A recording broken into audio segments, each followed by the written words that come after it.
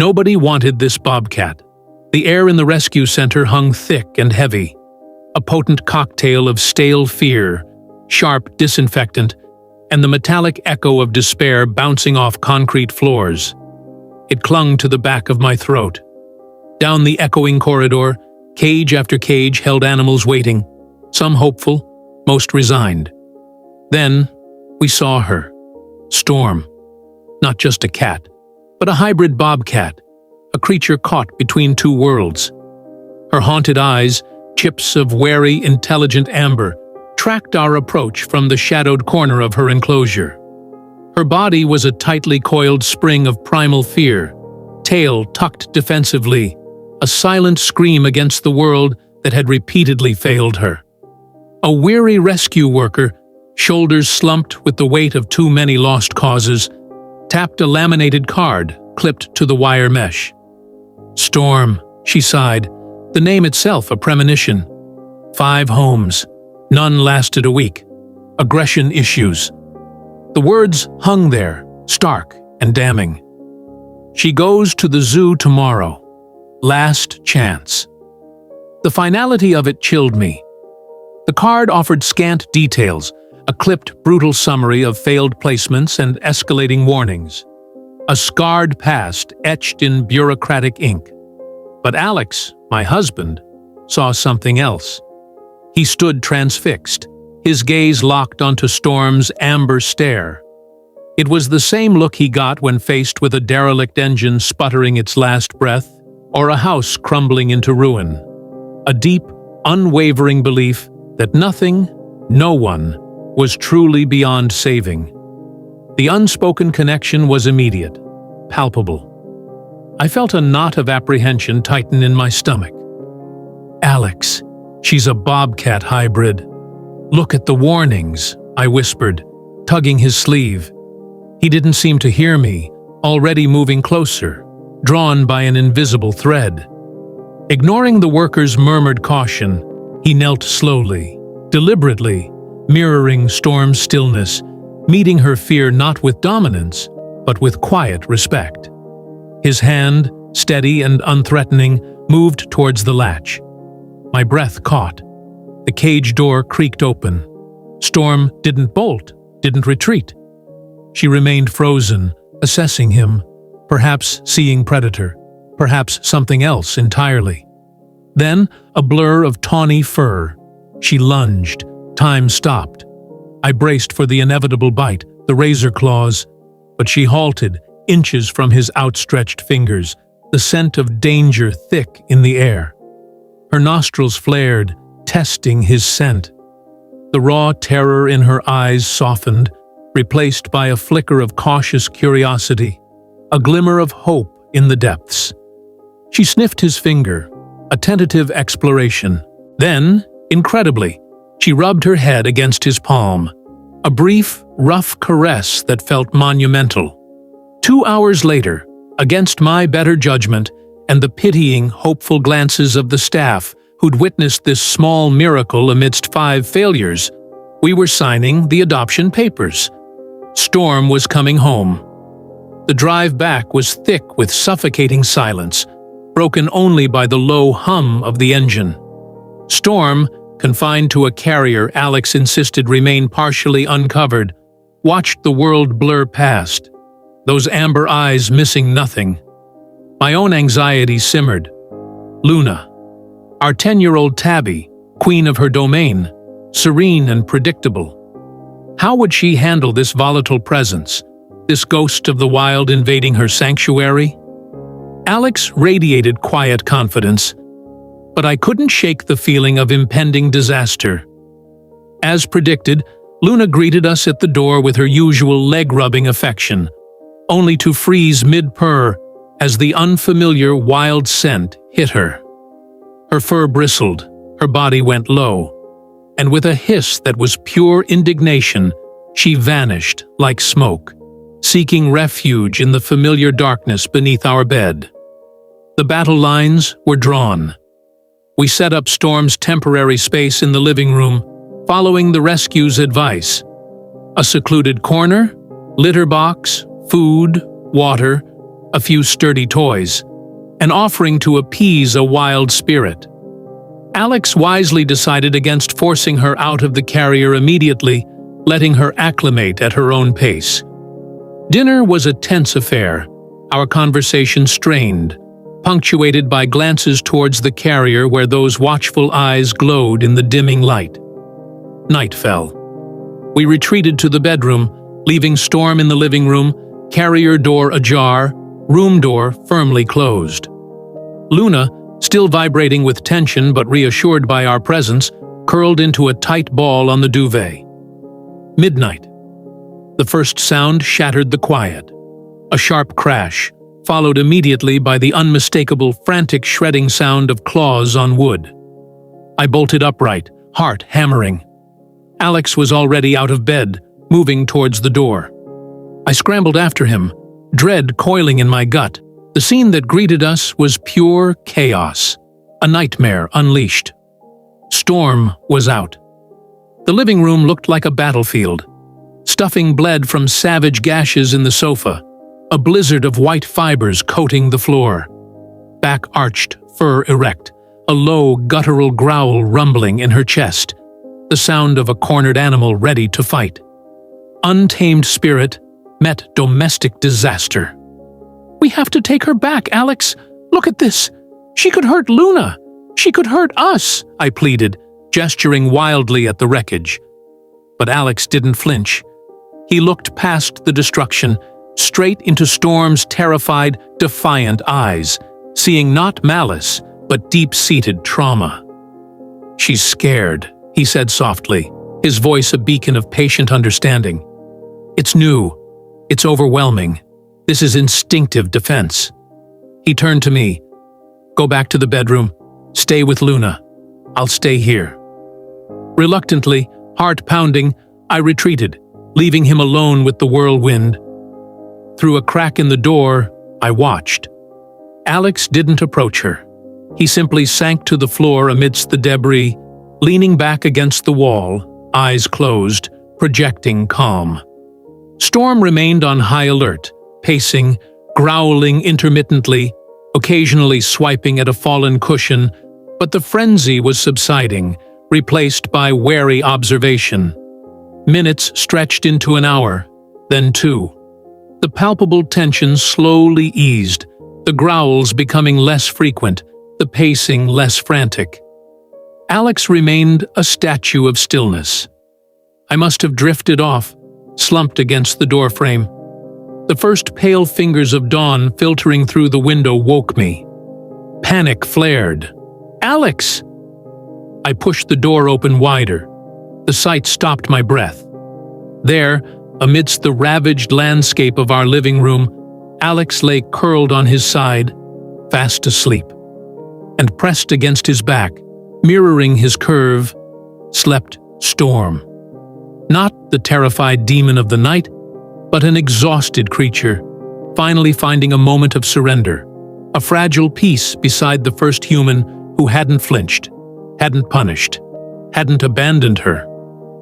A week crawled by, marked by small shifts and an uneasy truce.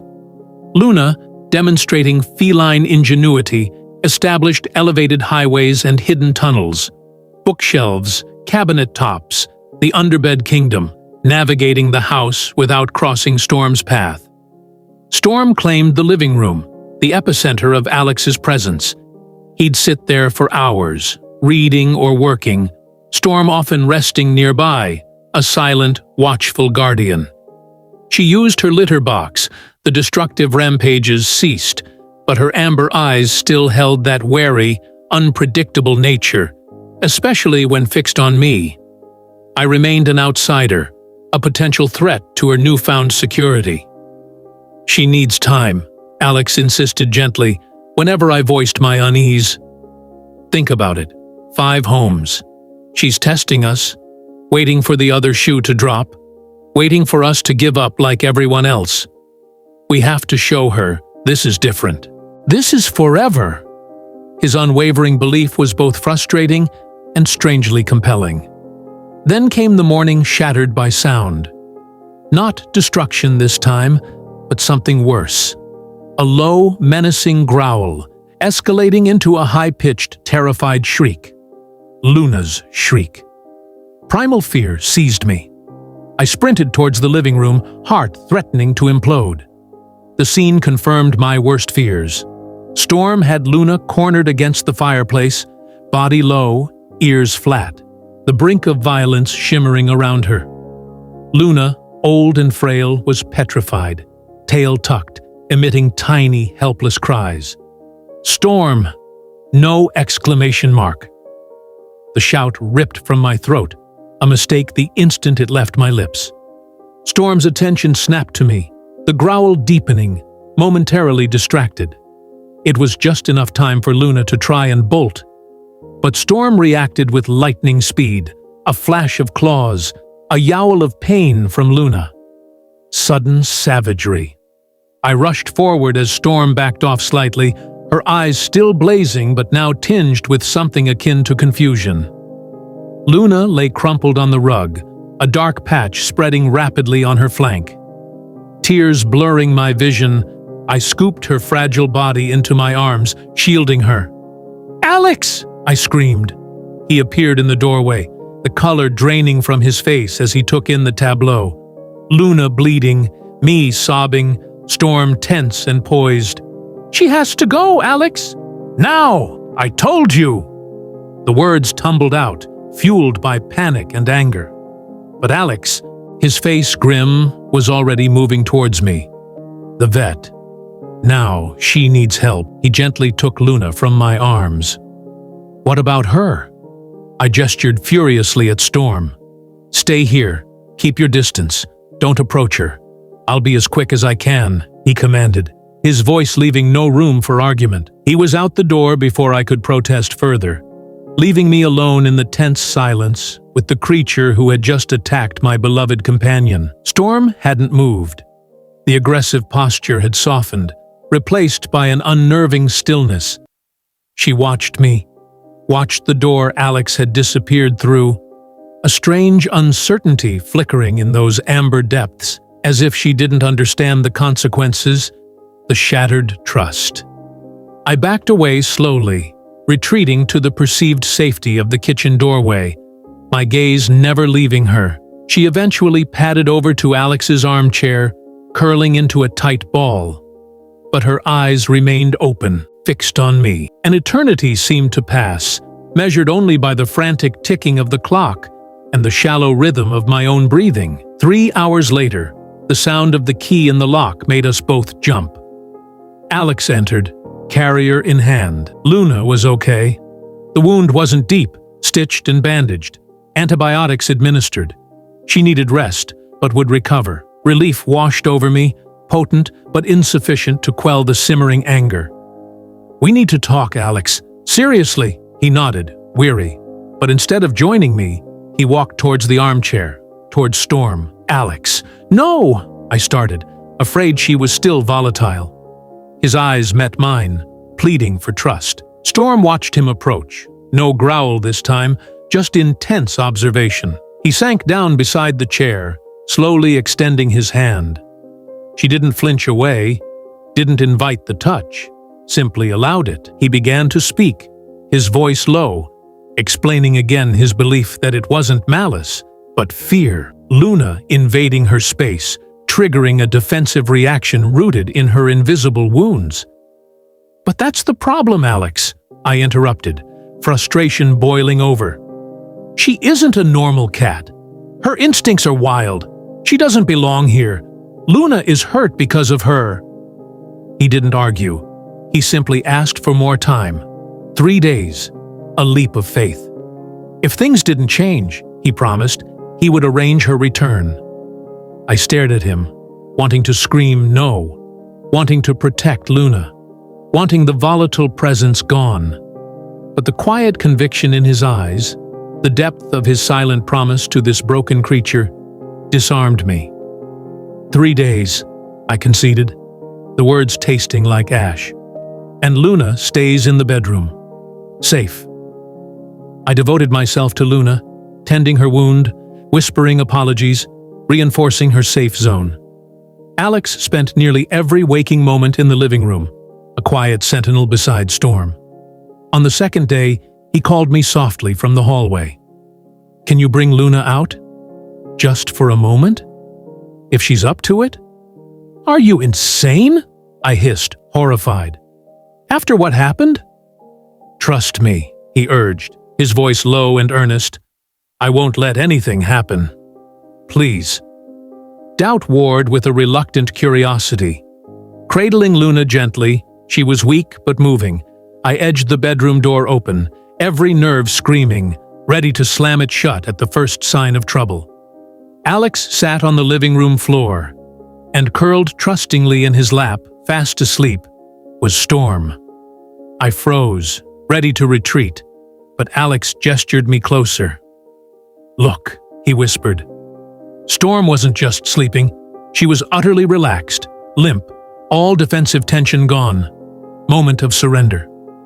"She barely slept last night," Alex murmured, pacing, watching the bedroom door. I think she was worried." Worried? A semi-wild predator feeling remorse? The idea seemed preposterous. Yet, the vulnerability in Storm's sleeping form was undeniable. Then came the bold experiment. "Sit down," Alex whispered, patting the floor beside him. "With Luna."